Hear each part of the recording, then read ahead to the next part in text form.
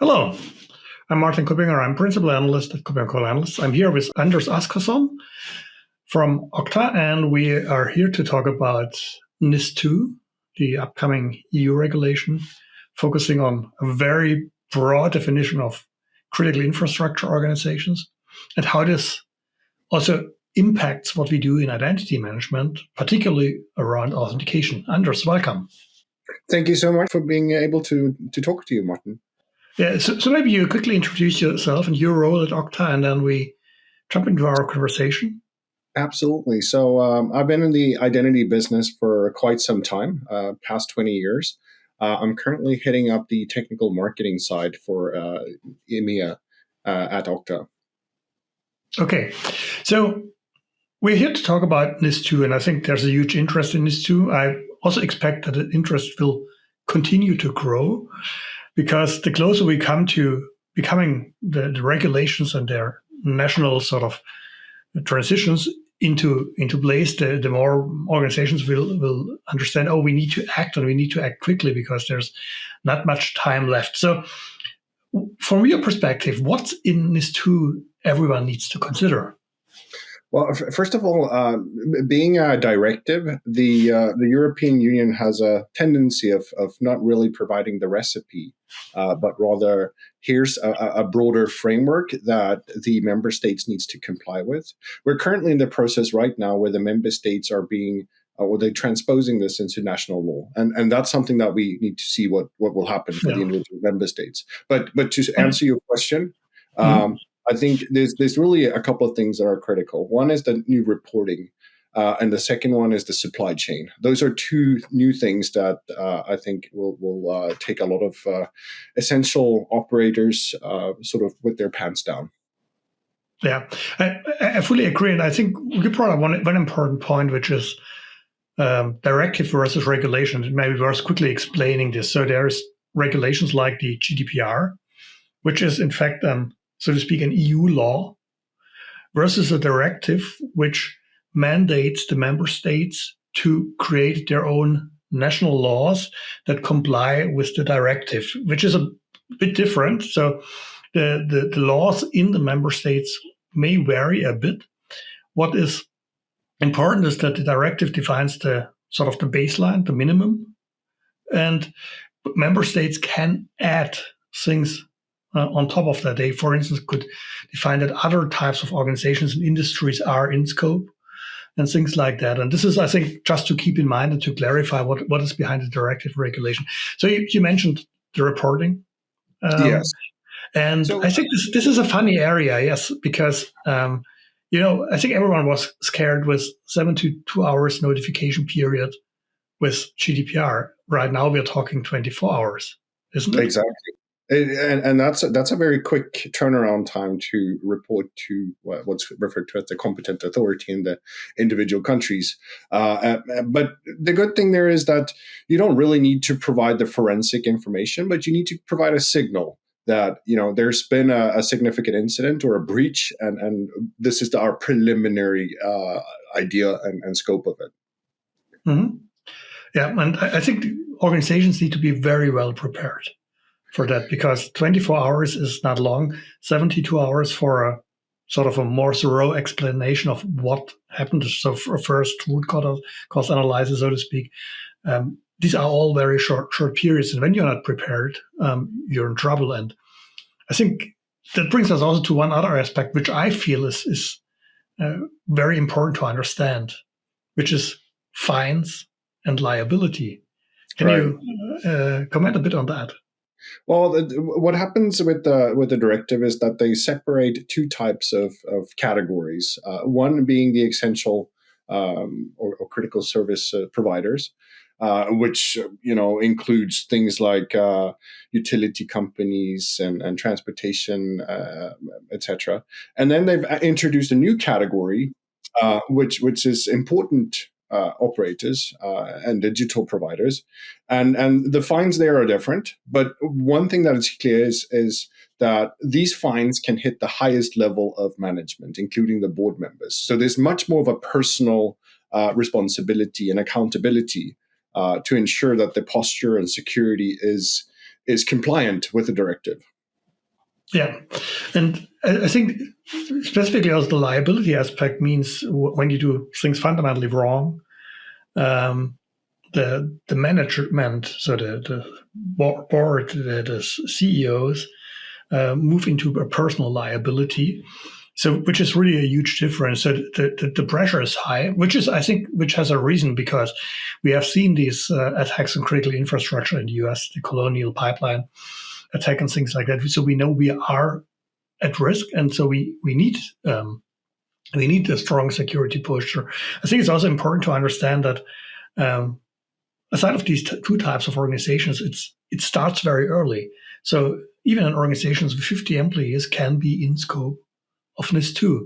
And if you're a bit bigger in one of the industries that are defined, then you're definitely in scope of NIS2, which means you as an organization should very carefully look at, are we affected by NIS2? And if you are, then you must act now. So when we talk about acting, and Okta being an identity management company, starting in authentication, having added a couple of other areas, what specifically is in NIS2 with respect to IAM? What has a direct impact here?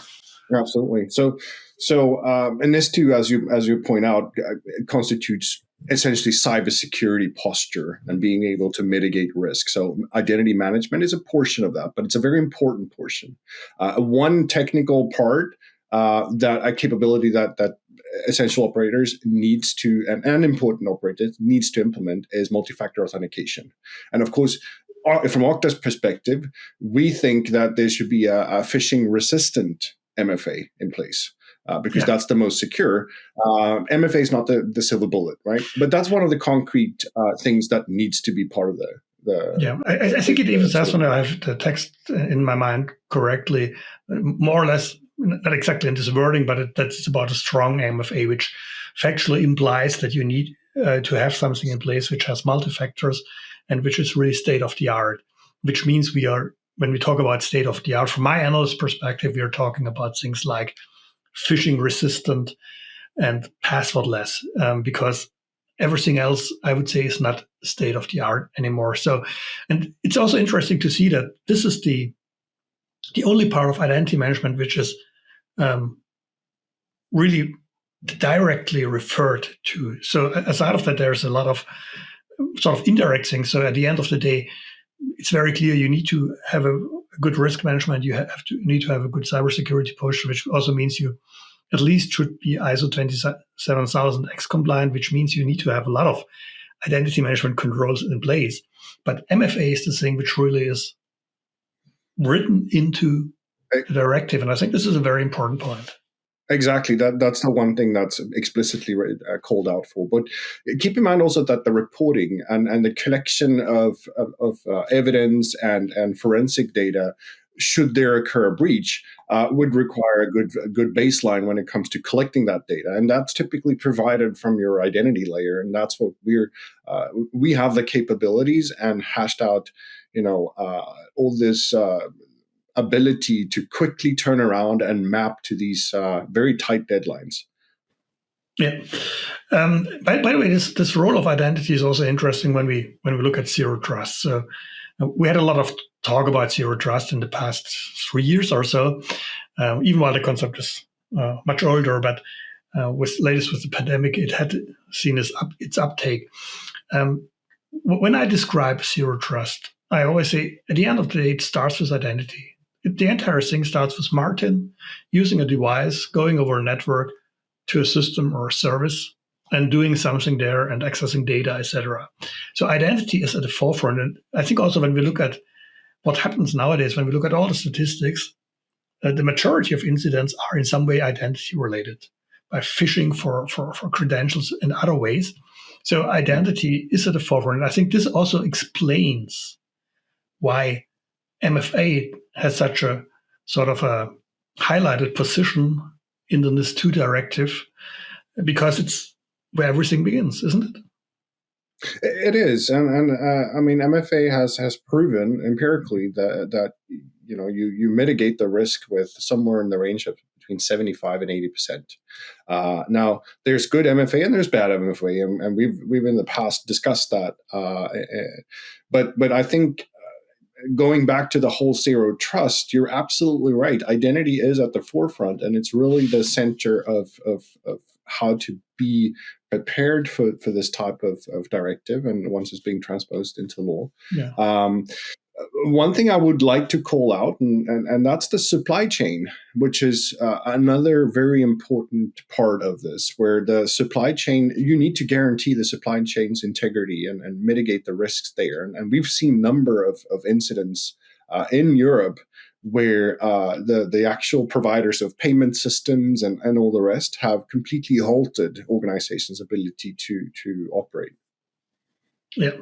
And I think the supply chain risk, also we have seen a couple of major incidents in the past couple of years affecting various, also different types of supply chain attacks. So the ones coming in via software, so the software supply chain attacks, the one coming in with via suppliers that are connected to your IT system. So your sort of your value chain suppliers, so to speak.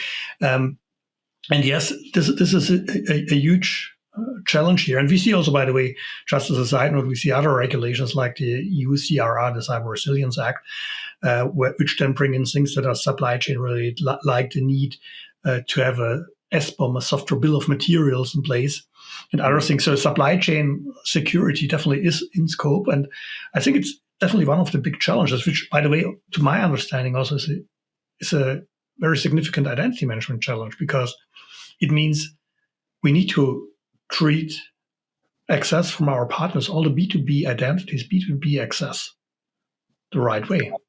Absolutely. I mean, the identity layer expands into the entire supply chain to guarantee and the integrity of it.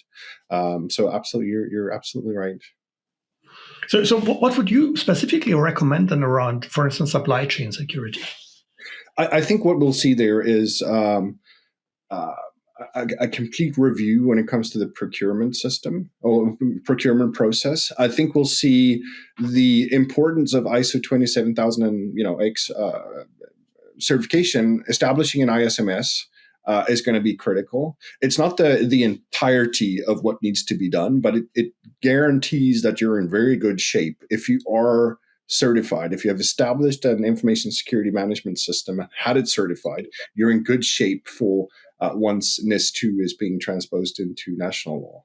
Yeah. And in some industries, like take the automotive industries, we see even sort of partially overlapping, partially adjacent sort of internal certification standards like TISAX in the automotive industry, which add sort of a bit of sometimes different angle. And which are there to ensure that to help to mitigating these risks. And I think, yes, I'm absolutely with you. We need this. So when we go back a bit more to sort of NIS2 specifically, if an organization is in scope, what to do first? The first thing is to identify the risks, do a gap analysis. Where's the posture today, and how does that posture expand to the supply chain as well? Because these are very big points that needs to be addressed early on. So identify where the risks are, identify where the gaps are, and evaluate how's your information security management system in place. Is it certified, and what's the gap between the local and applicable regulations versus where you stand today. Yeah, and I think this also helps. And then what I see frequently is when these regulations come, when findings come, when fines come, then organizations tend to act a bit in a panic mode or headless chicken mode, where they then just throw technology on a perceived problem. And I believe it's super essential to do these things. I personally also am a big fan of starting with a business impact analysis, understanding what are your critical processes, what can impact them, what are the systems you need to protect most, looking at the entire posture up to also the resilience, including recovery. Are you able to come back, for instance, after a ransomware attack? So really doing these steps thoroughly, because this helps you also focusing your investment and not ending up with a too big zoo of tools. You anyway will have a bit of a zoo of tools in cybersecurity, but at least keeping it a bit smaller and a bit more controlled is, I think, very essential here. No, I think what you're pointing out is correct. I think doing that preparatory work is essential. And I think if we look at the different categories of service providers, I think there's some providers that are more prepared than others. And I would argue that the ones that have been subject to the previous version of NIS, they're probably in better shape potentially, and are not being caught off guard as much as the new ones that are being subject to it. Yeah. So one other area we may have a quick look at is privileged access. Any thoughts on that in the NIS2 context? Well, it is, right? Because much of the inspiration of NIS2 is based on ISO 27000. And within the controls part of ISO 27K, you need to limit the privilege or the access, both access, reduce the amount of access and make sure that it's the accurate access and timely access. So definitely. Yeah. And where you're from Okta, where does Okta come into play in this entire thing, aside of MFA? Yeah, no, obviously our platform allows you to control the entire lifecycle around access, but it also offers the privileged access management control, where you can ensure that privileged accounts, DBA accounts, root accounts, administrative accounts are under control. That whenever you use them, you can record the session and really see what's going on when these high privileged accounts are being utilized. Yeah. Okay, so we know NIS2 is coming. You need to be prepared. First step, check whether you are in scope or not. If you're in scope, understand your risks, your posture, all the things, and then start closing the gaps. This is what we need to do here. Anders, any sort of final closing recommendation to our audience?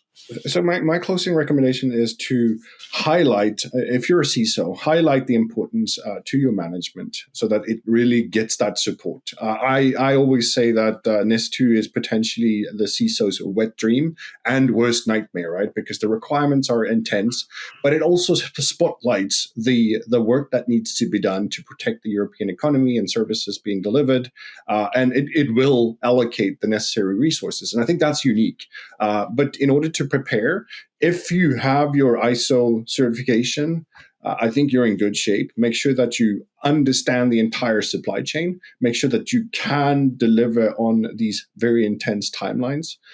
Then I think you're in good shape. If you just have everybody on board talking together and look at the gaps and address them in a efficient manner, you're in good shape. Anders, thank you for all the insights. It was a pleasure talking to you. Thank you, Martin. Looking forward to next time.